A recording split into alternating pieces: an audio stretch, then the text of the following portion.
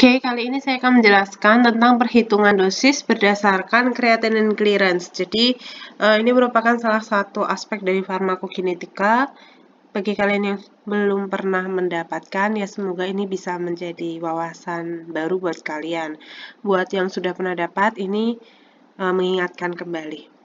Nah, sebagai pendahuluan, seperti biasa saya sampaikan dulu, beberapa tabel, soal, dan gambar-gambar yang ada di sini merupakan bagian dari buku Pharmaceutical Calculation karangan Ansel, yang dimana seluruh bagian tersebut merupakan hak cipta dari penerbit yang bersangkutan. Apa yang saya sampaikan di sini hanya untuk kepentingan pembelajaran dan bukan untuk kepentingan komersial. Yang pertama yang saya sampaikan sebagai pendahuluan adalah obat di dalam tubuh itu pasti akan mengalami proses eliminasi, di mana eliminasi obat itu bisa melalui metabolisme di hati atau bisa juga melalui ekskresi di ginjal. Nah, salah satu parameter yang biasanya kita amati untuk melihat proses ekskresi di ginjal itu kita melihat volume distribusi, di mana volume distribusi itu nantinya juga bisa kita gunakan untuk memprediksi sebenarnya berapa banyak total plasma darah yang beredar di dalam tubuh kita yang membawa obat-obat kita itu. Nah, di sini volume distribusi sebenarnya bisa diestimasikan menggunakan perhitungan berat badan ideal atau ideal body weight. Nah, di sini saya mencantumkan dua contoh perhitungan bagaimana cara mencari berat badan ideal. Di sini ada dua, yang pertama untuk pria dan yang kedua untuk wanita. Jadi memang berbeda untuk perhitungan body weight, ideal body weight untuk pria dan wanita berbeda. Yang pertama itu adalah kita gunakan rumus ini, yaitu dalam hal kilogram, maka di sini 50 kg ditambah 2,3 kg per inci tinggi badan, ya, setelah 5 kaki pertama. Atau kalau berat badan dalam pounds, maka 110 pound ditambah 5 pound, ya, untuk setiap inci di atas 5 kaki. Untuk setiap inci di atas 5 kaki. Maksudnya gini, jadi kalau misalnya ya pasien itu tinggi badannya 5 kaki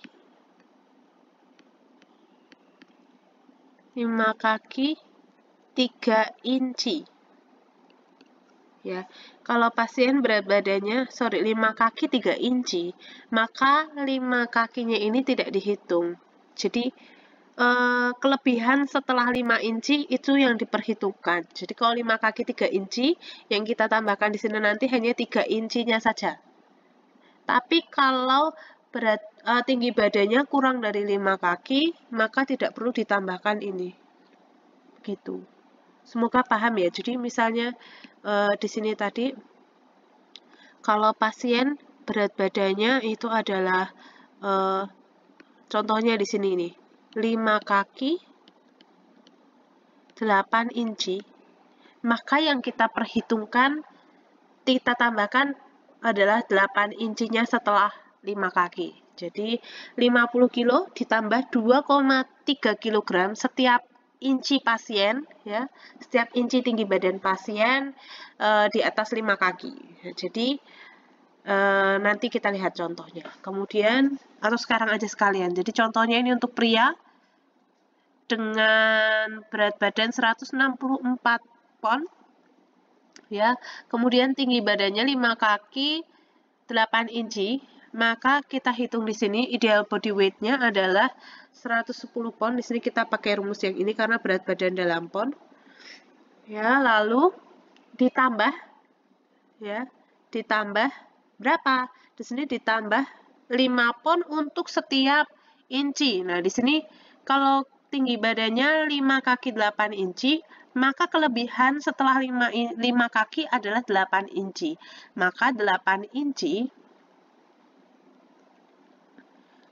inci di sini ya merupakan kelebihan di sini. Yang 5-nya sudah tidak dihitung lagi. Ya, 8 inci dikali 5 pon. Nih, pakai rumus yang ini.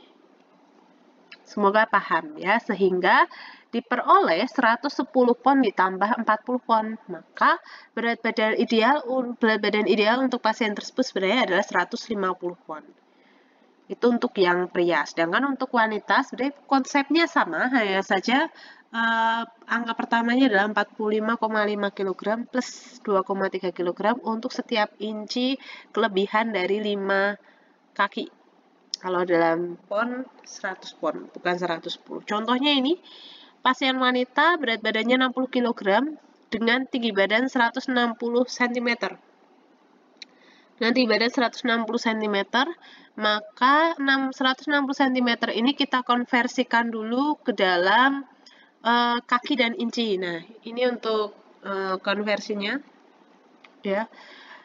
Diperoleh untuk 160 cm itu diperoleh 63 inci. Dimana kalau kita jadikan menjadi kaki, 5 kaki 3 inci. Berarti kalau menggunakan rumus ini, maka untuk menghitung berat badan ideal, kita tuliskan dulu 45,5 ditambah dengan, karena ini tadi 5 kaki 3 inci, maka yang kita gunakan untuk menambahkan tersebut hanya 3 incinya saja.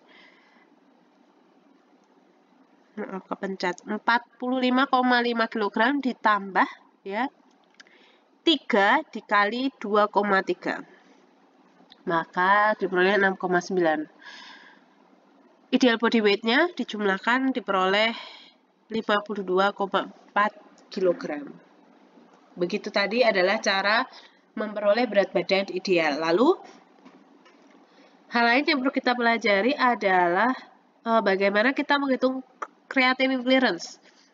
Nah, sebenarnya ginjal itu bisa menerima 20% dari cardiac output, di mana kalau di rata-rata itu ginjal bisa menyaring sekitar 100 sampai 125 ml plasma darah per menitnya.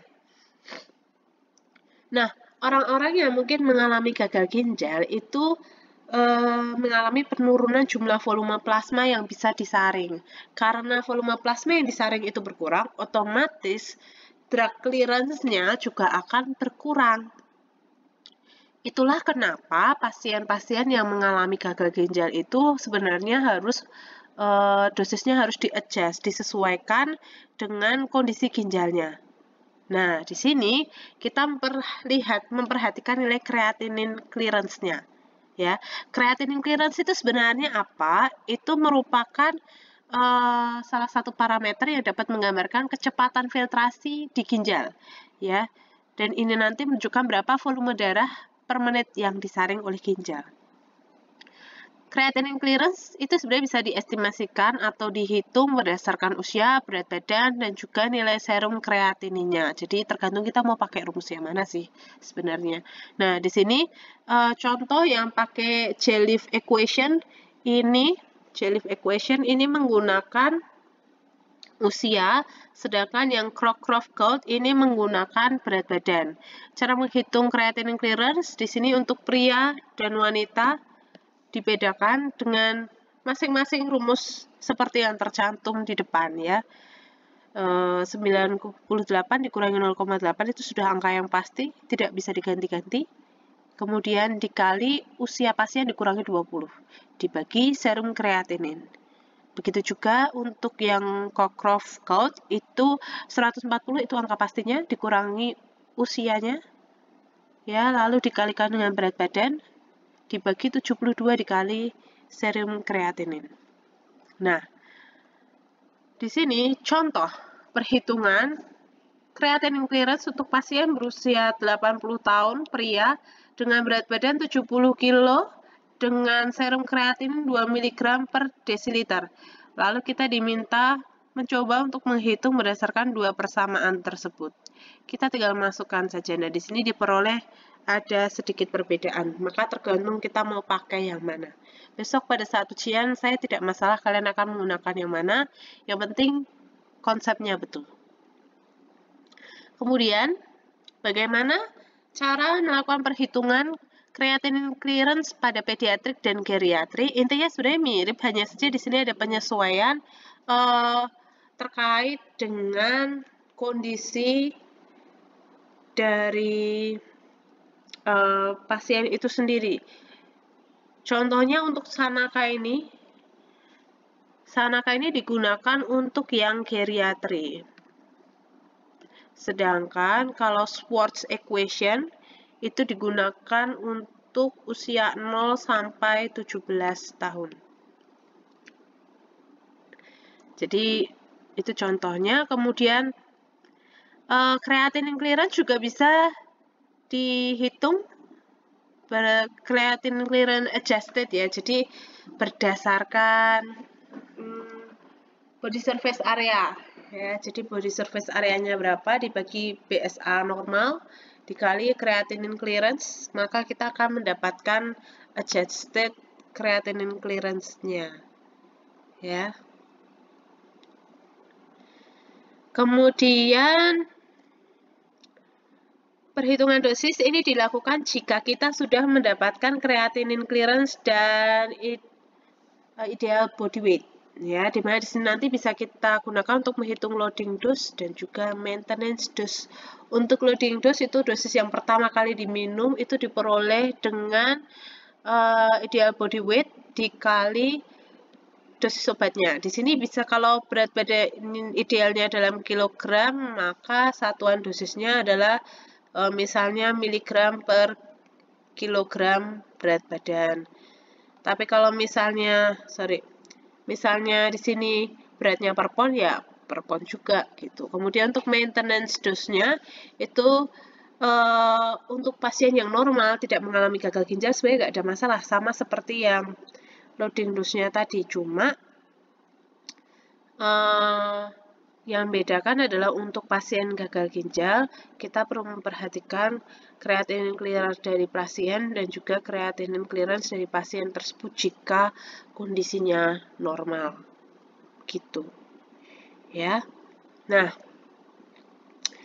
ini adalah contoh secara keseluruhan ketika kita mendapatkan kasus lalu kita diminta untuk menghitung dosisnya.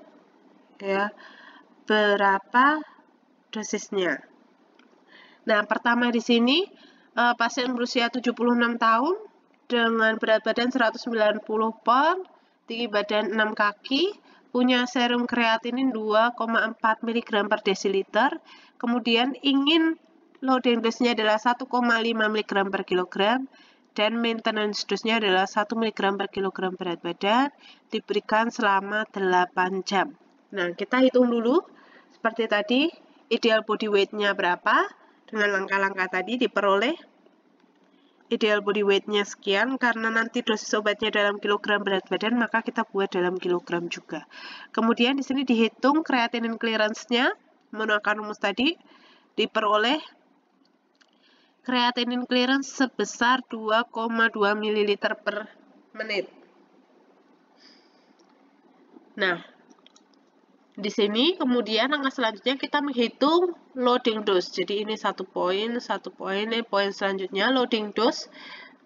Untuk pasien tersebut loading dose-nya adalah berat badannya tadi 77, berat badan idealnya 77,3 kg dikali 1,5 mg per kilogram yang ini tadi. Ya. Ini digunakan untuk ke sini. Ketemunya 116 mg. Jadi pasien pertama akan minum 116 mg. Kemudian itu untuk loading dose-nya. Bagaimana dengan maintenance dose-nya? Untuk maintenance dose-nya, kalau pasien itu kondisinya normal, kita bisa langsung kalikan saja 1 mg per kilogram berat badan ya dengan berat badan pasien. Nih. Ya, itu kalau pasiennya normal. Tapi ketika pasiennya itu mengalami gagal ginjal, ya mengalami gagal ginjal, maka bagaimana cara menghitung maintenance dose-nya? Nah, di sini awalnya kita kan sudah memperoleh creatinine clearance-nya berapa? Ya, creatinine clearance-nya berapa? Ya, ditemukan 2,2 ml per menit. Padahal secara umum ya normalnya itu sekitar 100 ml per menit. Nah, maka ini dikalikan 22,2 itu sebagai creatinine clearance dari pasien dibagi 100 ml yang merupakan creatinine clearance yang normal dikali 77,3 mg diperoleh 17,2 mg setiap 8 jam. Jadi memang untuk creatinine clearance ini bisa digunakan untuk memperhitungkan dosis maintenance untuk pasien yang gagal ginjal. Jadi sangat berguna sekali. Berikut ada 3 soal yang bisa kalian kerjakan ya, silakan dikerjakan kemudian ditulis di dalam forum diskusi di belajar. Terima kasih, semoga apa yang saya sampaikan bisa membantu pemahaman kalian. Oke, semangat!